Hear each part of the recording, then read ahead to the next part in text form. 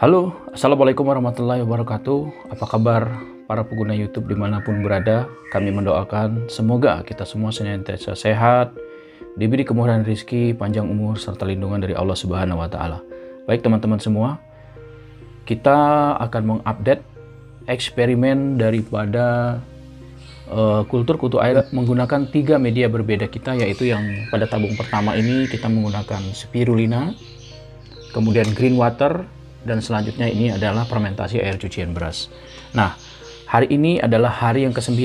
Kami akan menarik kesimpulan daripada eksperimen ini, media mana atau pakan mana yang paling efektif untuk kita kultur kutu air, terutama yang indoors yang saat ini kita berada di dalam ruangan. Apakah spirulina, green water, ataukah air cucian beras?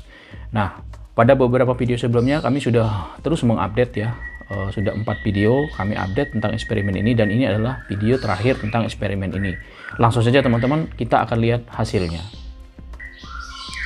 Baik teman-teman, kita akan lihat dulu kultur kutu air pada tabung pertama, yaitu dengan menggunakan spirulina. Oke, untuk lebih jelas supaya lebih terpantau, maka kita akan matikan lampu pada ruangan ini. Oke, lampunya sudah mati, kita menggunakan cahaya yang lebih fokus pada titik. Oke teman-teman lihat sendiri hasilnya tidak berubah ya. Yang menggunakan spirulina sangat padat, bahkan semakin padat ya kan. Dan kita dekatkan lagi kamera teman-teman, di bawah sana selain pergerakan kutu air yang luar biasa jumlahnya ini, juga terdapat debu-debu kecil ya, debu-debu halus. Teman-teman lihat sendiri bagian bawah. Setelah kami amati, ternyata debu-debu ini bergerak teman-teman. Dan kami pastikan bahwa debu-debu ini, tuh yang halus-halus itu adalah kutu air yang masih muda atau baru menetas. Lihat teman-teman, pada bagian cahaya, inilah spirulina. Oleh sebab itu, kami memutuskan untuk menutup eksperimen ini pada hari ke-9 ini, karena jumlahnya sudah terlalu padat. Ini harus dipecah, harus kita kultur ke tempat lain, atau kita akan berikan pada ikan-ikan kita. Ya teman-teman, pergerakan mengejar cahaya banyak ya teman-teman. Dengan wadah sebesar ini sudah tidak efektif karena sudah terlalu padat. Jadi sudah mulai harus dipanen. Insya Allah hari ini kita panen untuk spirulina ya teman-teman. Baik, sekarang kita akan tabung kedua, yaitu menggunakan green water. Hasilnya seperti ini teman-teman. Ya, bisa dibilang ini sangat mengecewakan atau nihil. Ada pergerakan kutu air tapi tidak banyak, hanya beberapa ekor saja. Nah, kalau yang bergerak ini bukan jentik nyamuk, ini cacing darah ya teman-teman. Ini muncul sendiri nih, nggak tahu dari mana prosesnya. Padahal kami menggunakan ini air adalah air endapan ya, atau air akuarium ya. Baik, sebelah sini juga kita lihat teman-teman. Tidak ada pergerakan. Kultur di indoors ya teman-teman. Kalau untuk di outdoors, itu mungkin tentu akan berbeda lagi. Bisa jadi green water akan lebih bagus ya daripada kita kultur menggunakan green waters di dalam ruangan. Baik, pada tabung ketiga, ini teman-teman, ini yang menggunakan air cucian beras. Kita lihat hasilnya. Ya, di sini teman-teman, cahayanya. Teman-teman bisa lihat menggunakan air cucian beras yang kita fermentasi menggunakan larutan E4 dan molase. Adapun teknik-teknik cara membuatnya sudah kita jelaskan pada beberapa video sebelumnya ya, termasuk pada awal mula eksperimen ini. Menggunakan air cucian beras pun tidak kalah bagus. Sangat bagus teman-teman ya. Tuh, berlimpah. Sebelah sini juga tuh.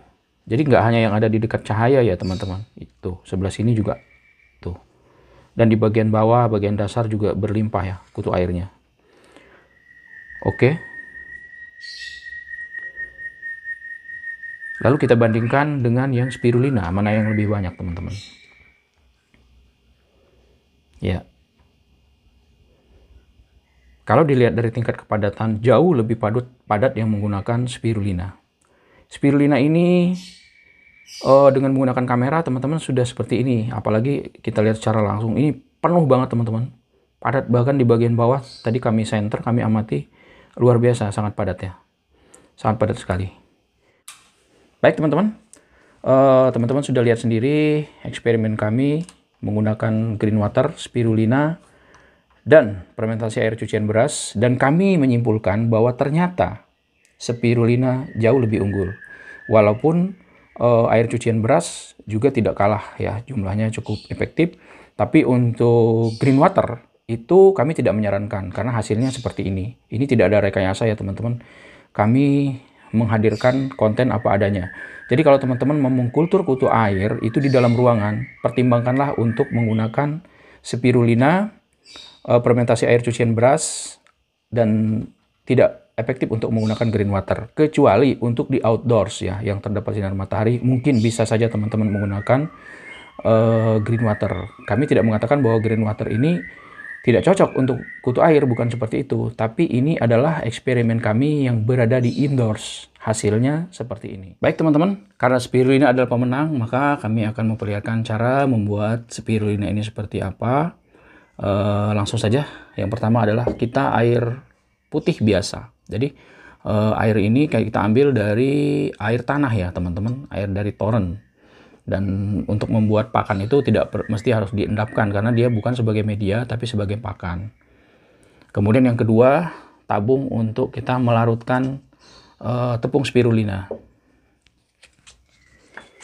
Dan yang ketiga tentunya adalah spirulinanya. Nah, yang kami pergunakan seperti ini teman-teman. Di sini ada tulisan spirulina untuk pakan bibit pengganti cacing darah. Penjelasan seperti itu, ini 50 gram.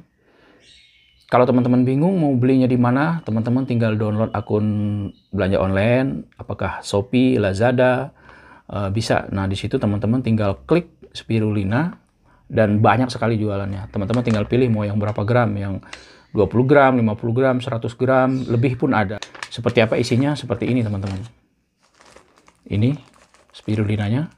Nah, maka kita akan buat larutan spirulinanya sekarang.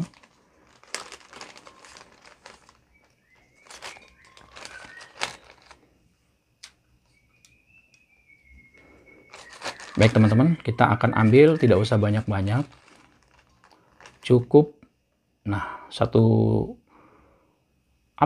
sendok teh ini ya, bukan 1 sendok makan seperti ini. Kita masukkan, ini sebagai sampel aja ya teman-teman.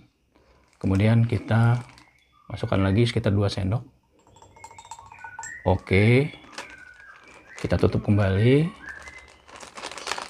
Sebagai tambahan teman-teman, kami menggunakan spirulina ini tidak hanya untuk pakan kutu air, tapi juga untuk pakan artemia.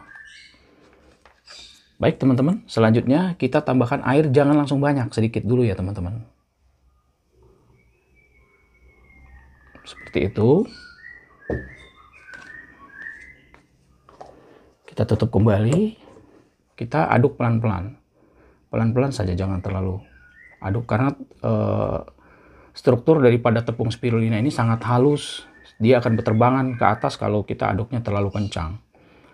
Spirulina ini adalah sejenis alga ya teman-teman. Ini sangat cocok dipergunakan untuk pakan kutu air, artemia, bahkan ikan-ikan burayak pun yang baru menetas itu bisa kita taburkan di permukaannya. Oke, ini sudah larut cepat sekali ya teman-teman. Nah, kalau sudah larut supaya tidak terlalu kental, kita bisa nambahkan air lagi.